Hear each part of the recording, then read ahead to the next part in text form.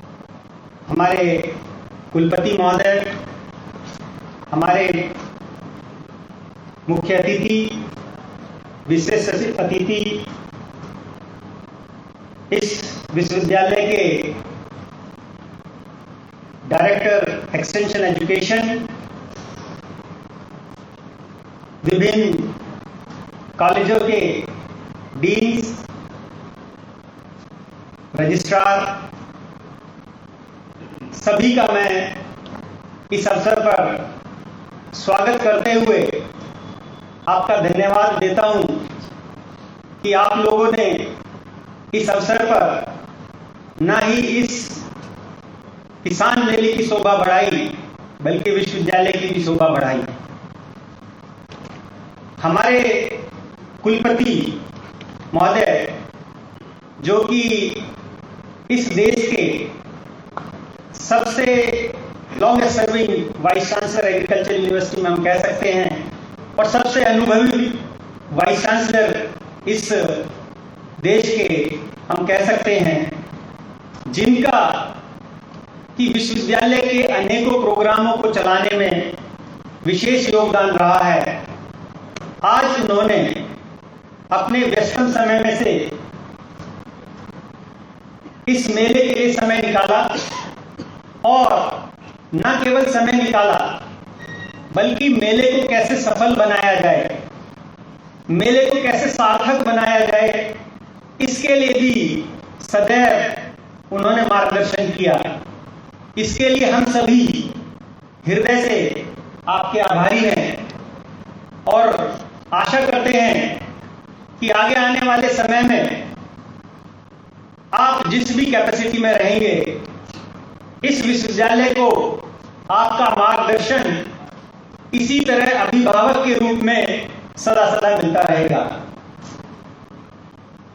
इस अवसर पर पधारे मुख्य अतिथि श्रीमान परमवीर सिंह सिरोही जी, जो कि इस प्रदेश के प्रगतिशील किसान हैं, और यह सुनकर बड़ा सुखद अनुभव हुआ कि उनकी एक छोटी जोत है, और छोटी जोत के ऊपर उन्होंने ऑर्गेनिक फार्मिंग को अपनाते हुए नई राहें किसानों को दी हैं, नई मिसालें पेश की हैं।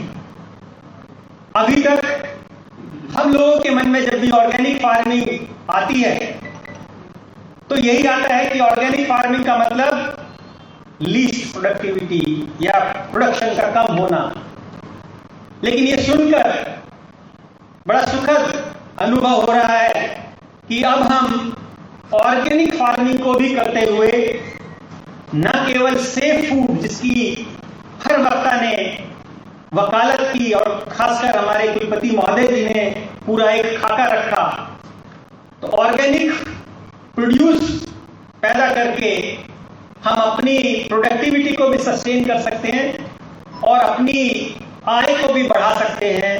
ये सुनना बहुत सुखद अनुभूति का एहसास देता है।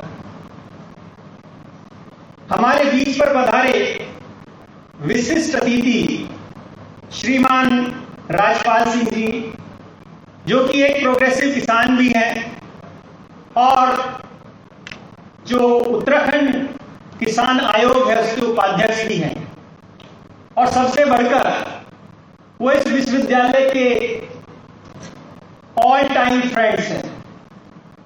सुख दुख में हमेशा उनका साथ इस विश्वविद्यालय को मिला है, और उन्होंने विश्वविद्यालय की भावनाओं को, विश्वविद्यालय के कार्यकलापों को हर प्लेटफॉर्म पर रखा है, और सरकार और विश्वविद्यालय के बीच में वो एक सेतु की तरह खड़े हुए हैं। और मुझे यकीन है कि जब तक उनका साथ, और जब तक कि मैं क्या बात करूं, सदा सदा उनका साथ इस विश्वविद्यालय को मिलता रहेगा, और सरकार और विश्वविद्यालय के बीच में इसी तरह से सामंजस्य और बड़ा होता चला जाएगा, और विश्वविद्यालय को आने वाली कठिनाई मुझे लगता है कि उनकी लीडरशिप के कारण वो खत्म होती चली जाएंगी। इस मेले के हीरो जो हमारे सहयोगी भी हैं, डॉक्टर शर्मा, जिनके कुशल नेतृत्व में इस मेले का आयोजन किया गया है, उनकी टीम सामने भी और पीछे से भी दिन रात मेहनत करके इस मेले को सफल करने में लगी हुई है। आपका विश्वविद्यालय की तरफ से मैं स्वागत भी करता हूं और धन्यवाद भी देता हूं कि आपने इस मेले को सफल बनाने में कोई कसर नहीं छोड़ी है। इस अवसर पर पधारे हमारे अधिष्ठाता कृषि, उनका विशेष योगदान रहा है इस स्टॉल के माध्यम से। अधिष्ठाता agri business management doctor Jadhav साहब, डॉक्टर ब्रजेश सिंह BSW, हमारे विश्वविद्यालय के बहुत ही लोकप्रिय रजिस्ट्रार डॉक्टर शुक्ला साहब, डीन PGS डॉक्टर रावेकर साहब, डीन CBSH डॉक्टर अरोरा साहब, और लाइन डिपार्टमेंट से आए जो एग्रीकल्चर डिपार्टमेंट जिसको हम बोलते हैं, हमारे वर्मा जी जो हमारे बड़े अच्छे मित्र भी हैं और हमेशा इस बात के लिए तत्पर रहते हैं कि कैसे विश्वविद्यालय से हो रही शोधों को किसानों के बीच में ले जाया जाए। आप सभी का बहुत बहुत धन्यवाद कि आपने अपने व्यस्त समय से समय निकालकर इस आयोजन की शोभा बढ़ाई। मैं अपने कर्तव्यों के निर्वहन में असफल होऊंगा अगर मैं जो हमारे नेचुरल फार्मिंग के पुरोधा हैं डॉक्टर बिश्नोई साहब, जो कि विश्वविद्यालय की सेवाओं से सेवानिवृत्त हो चुके हैं, लेकिन बावजूद उसके वो जो भी किसानों से संबंधित आयोजन होता है उसमें उनकी सहभागिता बढ़ चढ़कर होती है। आज भी वो हमारे बीच में पधारे हैं, मैं उनका स्वागत भी करता हूं और उनको धन्यवाद भी देता हूं। इसी के साथ साथ केवी से पधारे सभी हमारे वैज्ञानिकगण, इस विश्वविद्यालय के वैज्ञानिकगण, विभिन्न विभागों के विभागाध्यक्ष, संकाय सदस्य, प्रेस एंड मीडिया और जो हमारे किसान, जिनके बिना ये आयोजन अधूरा है। आपके लिए ही आयोजन है और आपसे ही ये आयोजन है। मैं सभी का धन्यवाद देता हूं कि आप अपने समय को निकालकर यहां आए और जो अभी हम मेले में घूम रहे थे उसमें किसानों का उत्साह देखते ही बन रहा था कि वो कैसे नई नई जानकारी लेने के लिए उत्सुक हैं। प्रेस एंड मीडिया का विशेष योगदान हमारे डायरेक्टर एक्सटेंशन एजुकेशन ने रेखांकित किया और मैं पूरी तरह से सहमत हूं उनके मत से कि अगर प्रेस एंड मीडिया ना हो तो जो हमारे विश्वविद्यालय के वैज्ञानिक गण हैं, जो शोध वो कर रहे हैं दिन रात मेहनत करके, वो शोध किसानों के बीच में पहुंचा पाना बड़ा मुश्किल हो जाएगा। तो आप सभी लोगों का बहुत बहुत धन्यवाद। जय हिंद, जय भारत।